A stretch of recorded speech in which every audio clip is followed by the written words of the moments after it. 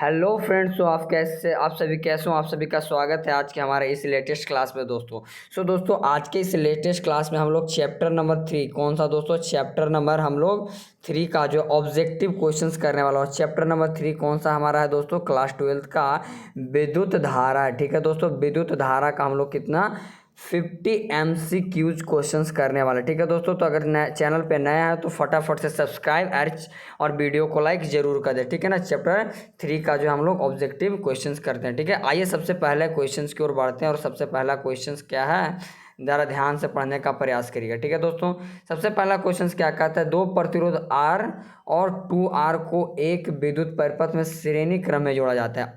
R तथा 2R में उत्पन्न उसमें ऊर्जा का अनुपात पूछ रहा है। आइए दोस्तों हम इसको एक्सप्लेनेशन एकदम अच्छे तरीके से करते हैं। ठीक है, तो जैसा कि दोस्तों आपके क्वेश्चंस में सबसे पहले क्या दिया हो गया कि दो प्रतिरोध है। जैसे कि मान लो यहाँ पे ए प्रतिरोध है, ये पहला R1 है और यहाँ पे दूसरा प्रतिरोध R2 है, जो कि क्या दोस्तों एक सेल के माध्यम से जुड़ा हुआ है। ठीक है ना, और यहाँ पे हमारा इसमें करंट कितना फ्लो हो रहा है? इसमें I करंट फ्लो हो रहा है।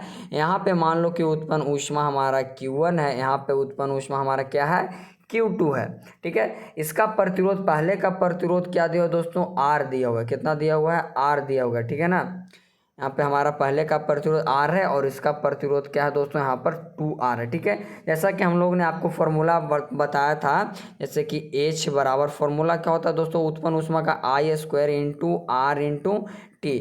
तो यहाँ पे ना तो हमारा I का मान दिया हुआ है, ना तो यहाँ पर T का मान दिया हुआ। कितना हमारा दोस्तों? सिर्फ R का वैल्यू दिया। ठीक है ना, तो आइए R का वैल्यू निकालते हैं। ठीक है, जैसे पहले Q1 पर निकालते हैं। जैसे Q1 पर हम लोग निकालेंगे, तो जैसे कि दोस्तों हमारा Q1 पर निकालेंगे तो I² जस का तस रहेगा। R1 कितना दिया हमारा? R है। ठीक है ना, R है। जैसे कि यहाँ पे देख लो दोस्तों, यहाँ पे ऐसे है ना,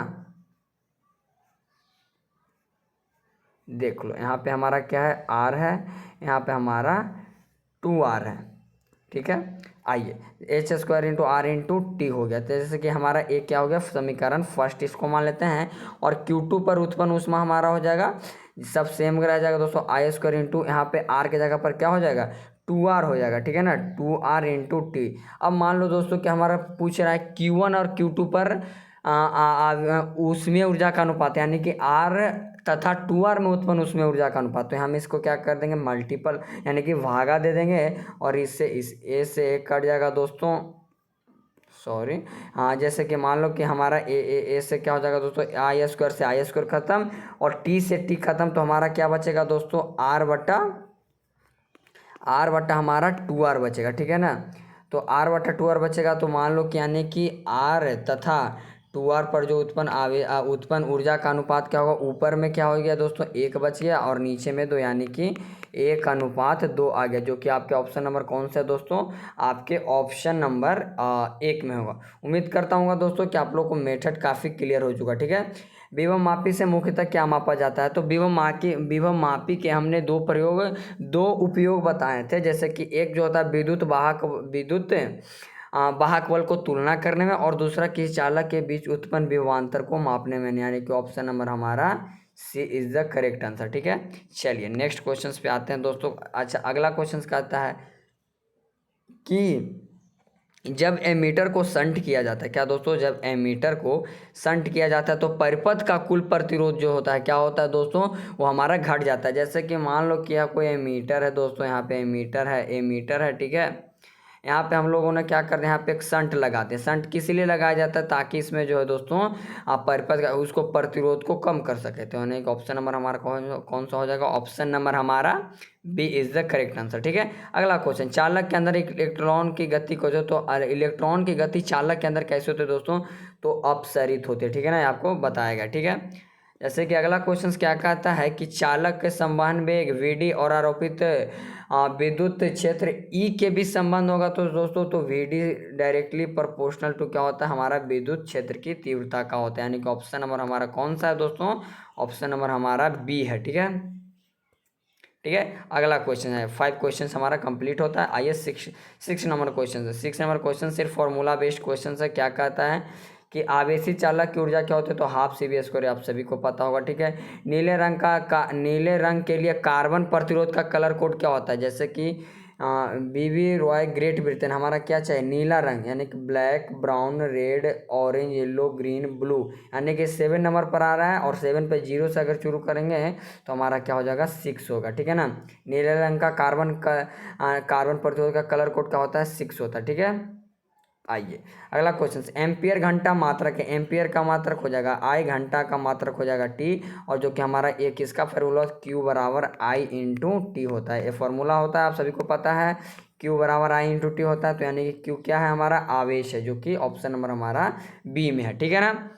नेक्स्ट क्वेश्चन का एक्सप्लेनेशन दोस्तों बहुत ही अच्छे तरीके से देंगे, क्योंकि कहता है निम्नलिखित में कौन सही है। तो P बराबर फॉर्मूला क्या होता है दोस्तों, वाट होता है। P यानी कि शक्ति का मात्रक क्या होता है दोस्तों, वाट होता है। ठीक है ना। जैसे कि शक्ति का मात्रक हमारा क्या होता है दोस्तों, वाट होता है। ठीक है। तो जैसे कि 1 वाट यानी कि P बराबर होता है W/Q।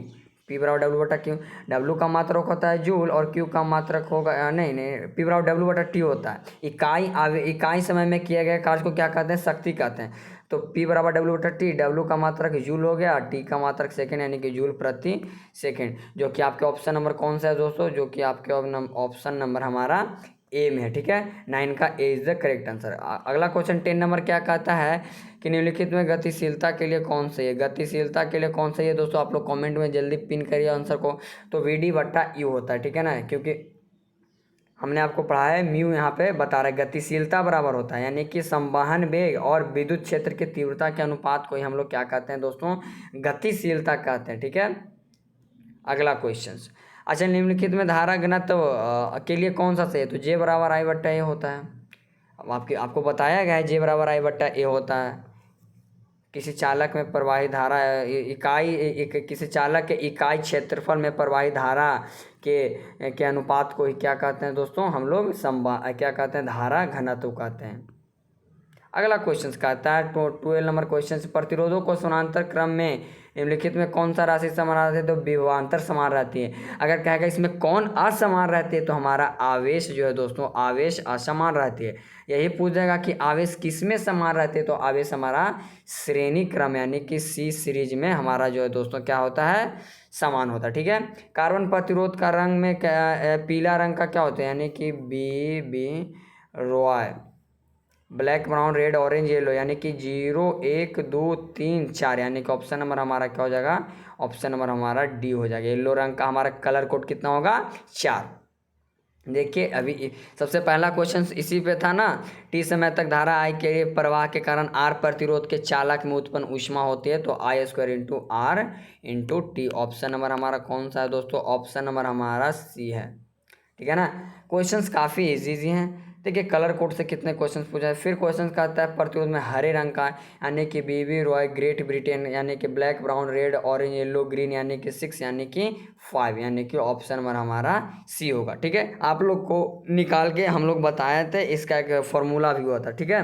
अच्छा प्रतिरोधकता के लिए निम्नलिखित में कौन से, जैसे कि अच्छा हम लोग बता दें कि आर बराबर, अगर हमने पढ़ा था एक लंबाई के लिए कौन सा फॉर्मूला दोस्तों, अगर आपको याद होगा तो आर बराबर हमने आपको फॉर्मूला पता है रो इंटू L/A, लेकिन हमारे क्या यहाँ पे पूछा, रो का मान पूछ रहा है। तो अच्छा रो बराबर क्या हो जाएगा दोस्तों, रो बराबर RA/L हो जाएगा, यानी कि RA/, यहाँ से चल जाएगा ऊपर, यानी कि RA/L, ऑप्शन नंबर हमारा ए में। ठीक है ना। कितना इजी क्वेश्चन, ठीक है ना, फॉर्मूले बेस्ड क्वेश्चन है। ठीक है।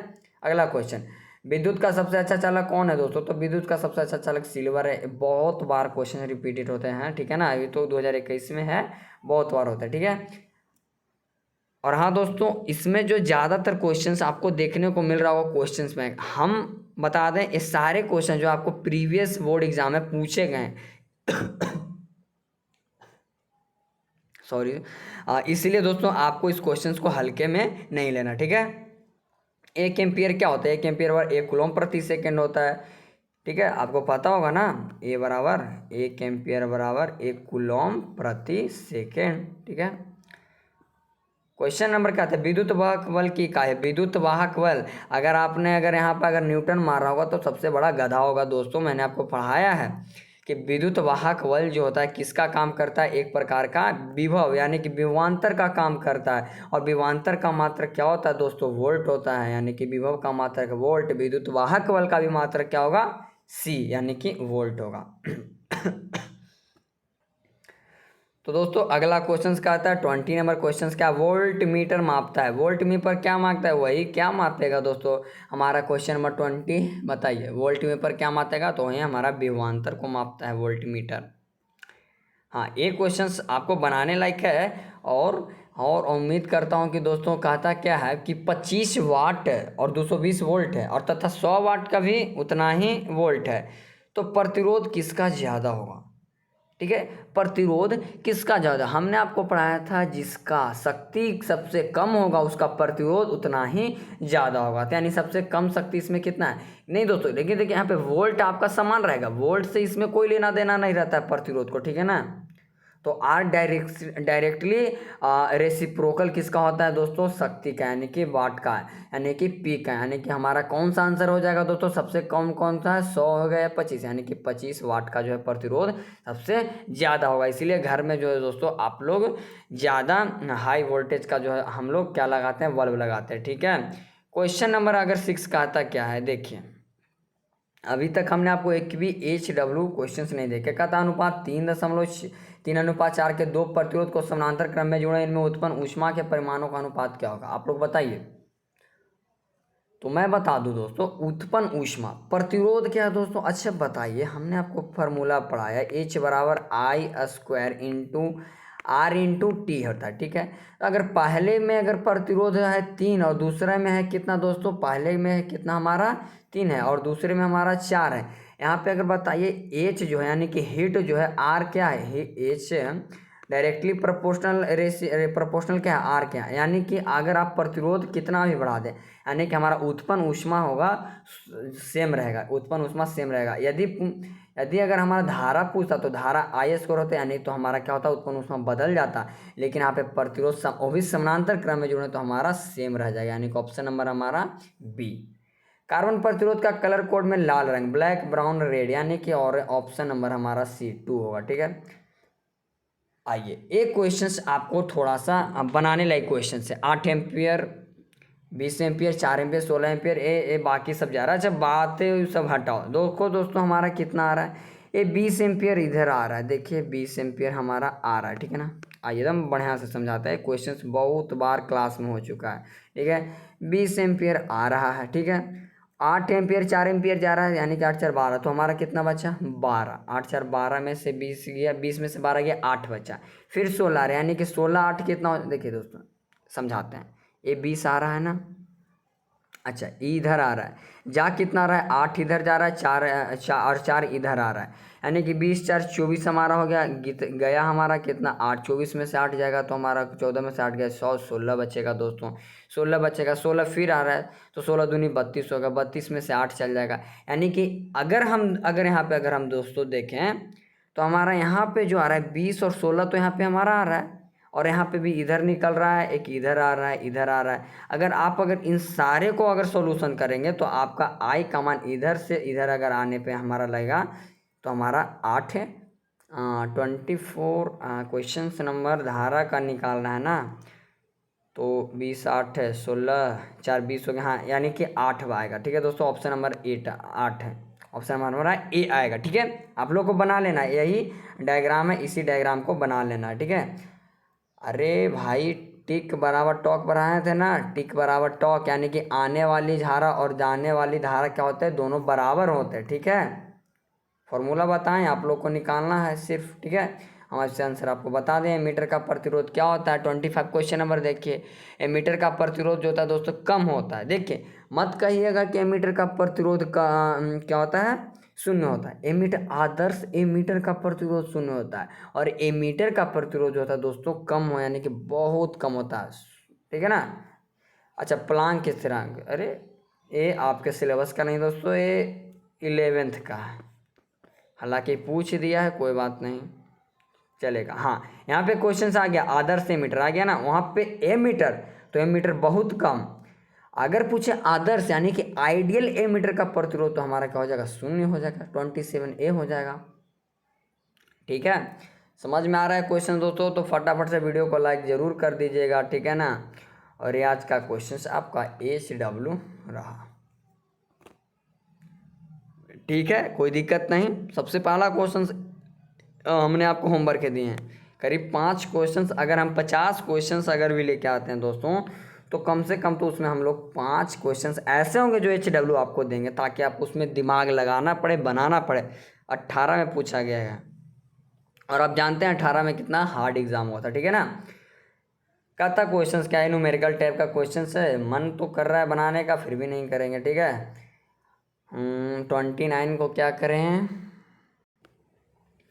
तो दोस्तों अगर हमारा धारा दिया हुआ है ना, इतना धारा दिया हुआ है, यानी कि आई का मान कितना दिया हुआ है 3.2 एम्पियर, और हमारा क्या है क्यू का मान क्या होता है दोस्तों, क्यू का मान हमारा होता है कितना होता है 1.6 गुना 10 के पावर -19 होता है। अगर इसको हम अगर भागा देते हैं क्यू बराबर आई इंटू टी, तो हमारा निकल जाएगा टी बराबर, ठीक है ना दोस्तों।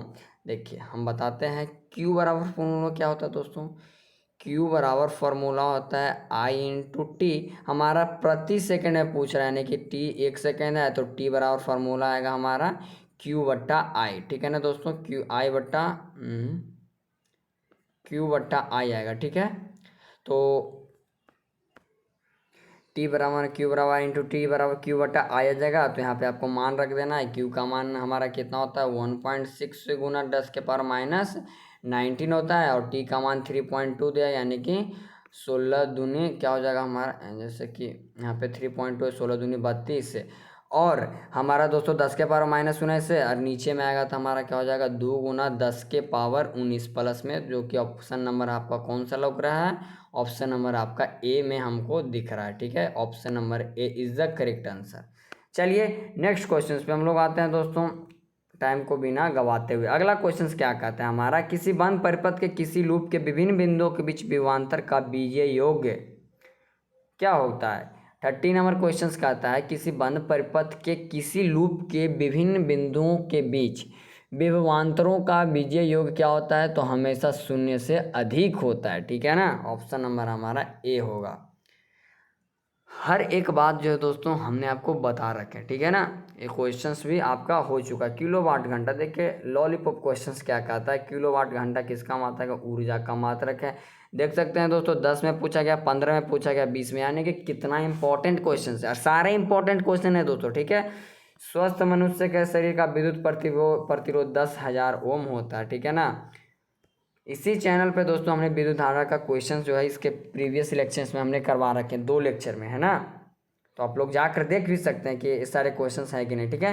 क्वेश्चन नंबर 33, 10 एम्पियर की धारा एक तार से 10 सेकंड तक प्रभावित है, यदि तार का विभवांतर 15 वोल्ट, तो डब्ल्यू बराबर फॉर्मूला लगा देना, डब्ल्यू बराबर निकालेंगे तो 1500 जूल आ जाएगा, ठीक है ना।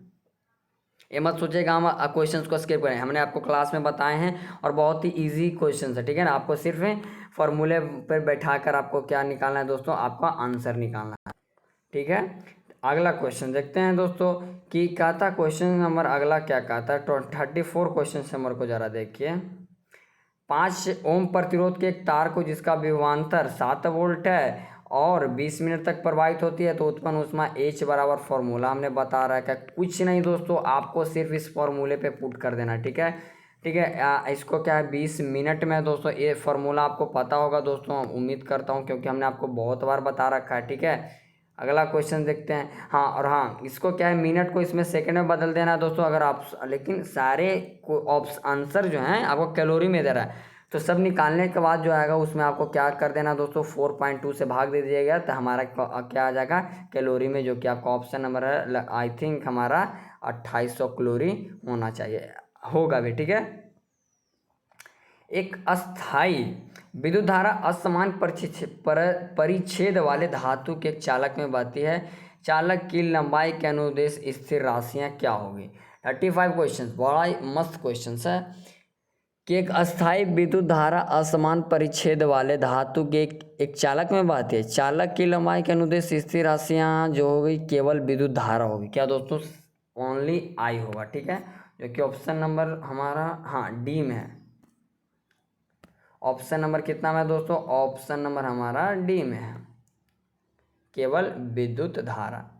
ये पार्ट 1 है ऑब्जेक्टिव का दोस्तों, ठीक है ना। आपका जो है पार्ट 2 जो है इसमें हम दोस्तों कम से कम तो 150 प्लस क्वेश्चंस करवाने वाले हैं, समझ में आ रहा होगा कि 150 प्लस अगर क्वेश्चंस अगर आप कर लीजिएगा एक चैप्टर से तो आपका कितना जो है मजबूत हो जाएगा सेशन। और इस सेशन में हो सकता है 4 वीडियो 5 वीडियो जितना आ सके दोस्तों, आप लोग हारना नहीं है, बिल्कुल नहीं, ठीक है।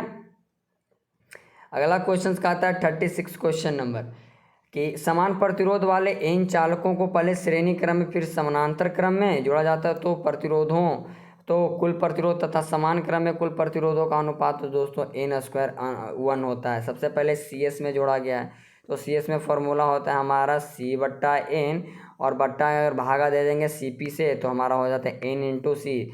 तो हमारा C से C कैंसिल हो जाएगा। क्या हो जा रहा है यार, बहुत दिक्कत हो रहा है, ठीक है। हाँ, और उसको अगर भाग दीजिएगा तो ऊपर में हमारा क्या बच जाएगा, ऊपर में हमारा बच जाएगा n² और बट्टा में 1 आ जाएगा, यानी कि n² अनुपात 1। ऑप्शन नंबर हमारा A हो जाएगा। एक क्वेश्चन 37 नंबर क्वेश्चन क्या है दोस्तों कि एक राशि का व्यंजक क्या, हाँ इसमें बीमीय सूत्र निकालना है। एप्सिलॉन नॉट का निर्वात में बीमीय सूत्र निकालना है।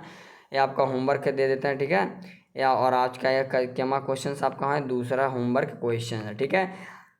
3 क्वेश्चन अभी और होमवर्क देने वाला है, ठीक है। बहुत ही क्वेश्चन अच्छे अच्छे लाए हैं मैंने आपको। धात्विक चालक का ताप बढ़ाने पर उनका क्या होता है, उनका प्रतिरोध 38 कहता है धात्विक चालकों का ताप बढ़ाने पर उसका प्रतिरोध भी जो बढ़ता है दोस्तों, यानी कि temperature directly proportional to R, यानी कि T directly proportional to R।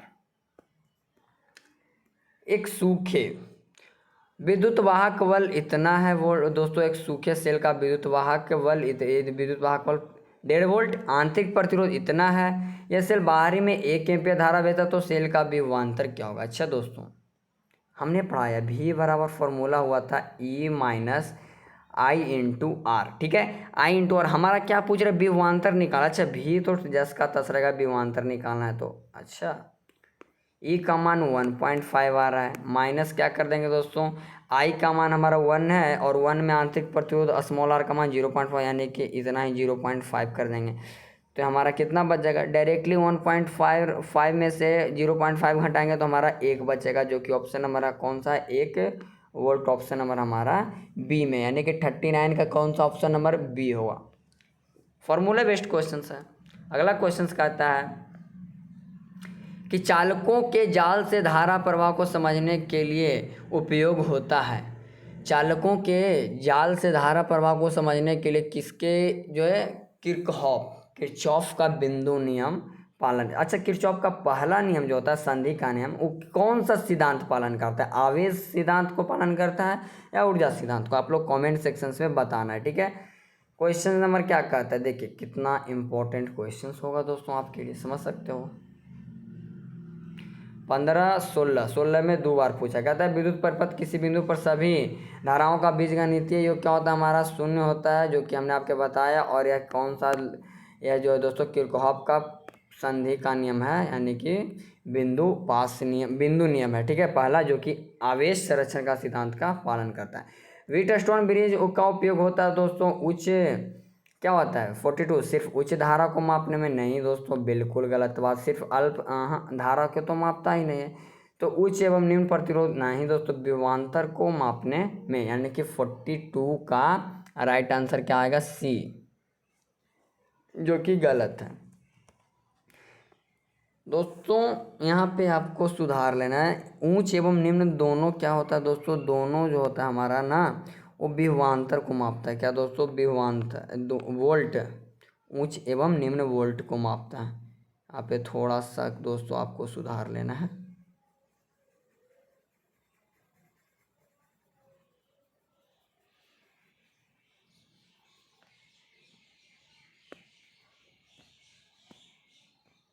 यहाँ पे क्या हो जाएगा दोस्तों, हमारा वोल्ट हो जाएगा, ठीक है। अगला क्वेश्चन क्या कहता है दोस्तों कि 2 सेलों का जिनका विद्युत वाहक बल E1 है, E2 तथा प्रतिरोध R1 R2 तो समानांतर क्रम में जोड़ा गया, तो पहले का विद्युत वाहक बल और दूसरे का प्रतिरोध, और प्लस में दूसरे का विद्युत वाहक बल और पहले का प्रतिरोध, ऐसे करके हम लोग दोस्तों समानांतर क्रम में जोड़ते थे, जो कि ऑप्शन नंबर हमारा कौन सा है, 43 का B is the correct answer.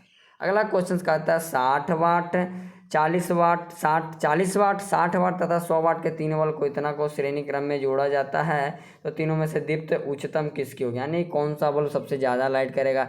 तो 44 का हमने बताया था जिसका सबसे अच्छा। इसमें एक क्वेश्चन हमने बताए थे इस सेम टाइप का था, इतना ही वोल्ट आपका दिया था कि अगर जिसका जो है शक्ति ज़्यादा होगा, वाट ज़्यादा होगा, उसका प्रतिरोध क्या होता था, तो जिसका कम शक्ति होता था उसका प्रतिरोध ज़्यादा होता था। अगर प्रतिरोध ज़्यादा होगा दोस्तों तो हमारा क्या होगा, लाइट सबसे ज़्यादा आ गया। और सबसे कम जो है दोस्तों हमारा वाट किसका, 40 वाट का। तो इसलिए सबसे दीप्तम उच्चतम होगी हमारा 40 वाट का। ठीक है, ऑप्शन नंबर हमारा ए होगा।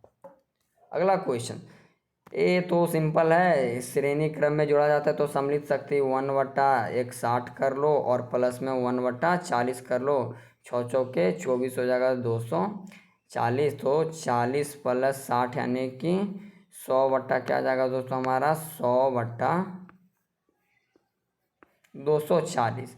तो ऐसे कैंसिल हो जाएगा, नहीं गलती हो गया भाई, 60 और 40 है ना, तो हमारा अगर करने पर कौन सा हल 6 चौके 24 आ जाएगा, यानी कि 24 वाट। ठीक है, ऑप्शन नंबर हमारा डी होगा। अगला क्वेश्चन 46, विद्युत धारा का मात्रक क्या होता है। विद्युत धारा का मात्रक एम्पियर होता है।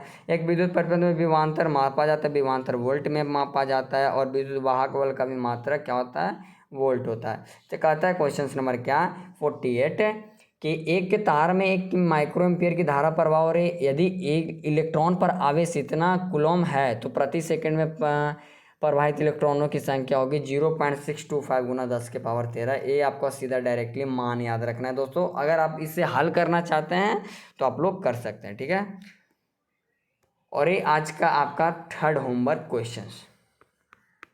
जितने 8 क्वेश्चन से मैंने आपको होमवर्क दिए हैं दोस्तों, मत समझिएगा कि होमवर्क दे रहे हैं तो नहीं बनाना है, गलत बात। और आज का सबसे लास्ट क्वेश्चन 50 नंबर क्वेश्चन क्या कहता है कि किसी चालक के तार में धारा I एम्पियर होने पर मुक्त इलेक्ट्रॉनों का अनुगमन वेग भी है। यदि इसी धातु के परंतु दुगनी त्रिज्या के धारा में 2 एम्पियर हो तो इलेक्ट्रॉनों का अनुगमन वेग जो है V/2 हो गया, क्योंकि दोगुनी कर देंगे दोस्तों तो हमारा क्या हो जाता है, अनुगमन वेग उसका आधा हो जाता है, यानी कि सीधा डायरेक्टली रेसिप्रोकल होता है। रेसिप्रोकल का मतलब उल्टा होता है। सो दोस्तों इस तरह से हमने आज क्लास में कितने क्वेश्चंस 50 MCQ जो है दोस्तों हमने आज सॉल्व किए, और हर एक MCQ का सॉल्यूशन है। हालांकि मैंने आज आपको 3 ही HW दिए थे, कोई बात नहीं, अगले क्लास में हम लोग आपको HW की संख्या बढ़ा दें। ठीक है दोस्तों, तो अगर आपको यह MCQ chapter number electric current का है दोस्तों, तो अगर आपको अच्छा लगता है तो प्लीज़ इससे शेयर करना बिल्कुल ना भूलें एंड वीडियो को लाइक ज़रूर कर दें। अगर चैनल पर नए हैं दोस्तों तो सब्सक्राइब करना बिल्कुल ना भूलें। ठीक है दोस्तों, और आज जन्माष्टमी की आप सभी को हार्दिक शुभकामनाएं, हैप्पी कृष्ण जन्माष्टमी। ठीक है दोस्तों, bye bye, take care, see you soon. ठीक है दोस्तों, और अगले चैप्टर में हमारा इसका क्या आने वाला है, पार्ट 2 आने वाला। ठीक है ना, पार्ट 2 बहुत ही शानदार होने वाला। ठीक है, तो लाइव क्लास से जुड़ना बिल्कुल ना भूलें। जय हिंद दोस्तों, bye bye, take care, love you to all.